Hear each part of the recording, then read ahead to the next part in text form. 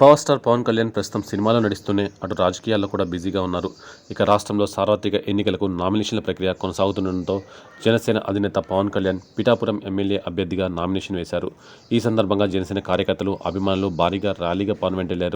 అయితే పవన్ కళ్యాణ్ నామినేషన్ దాఖలు చేయడంతో ఆయన ఆదాయము, ఆస్తుల వివరాలు కూడా అందులో పొందుపరచాల్సి వచ్చింది.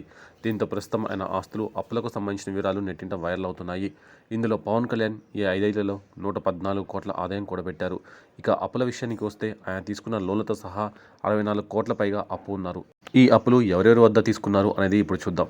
మెగాస్టార్ భార్య కొణిదెల సురేఖ దగ్గర పవన్ 2 కోట్లు, నిర్మాత నవీన్ ఎర్నేని, మైత్రి మూవీ మేకర్స్కి కలిపి 8 కోట్లు, హారిక అండ్ హాసిని సంస్థకి 6 కోట్లు, డివివి ఎంటర్టైన్మెంట్ సంస్థకి 10 లక్షలు అప్పు, ఇంకా కొందరు వ్యక్తుల వద్ద 47 కోట్ల వరకు అప్పు చేసినట్లు నామినేషన్లో పొందుపరిచారు.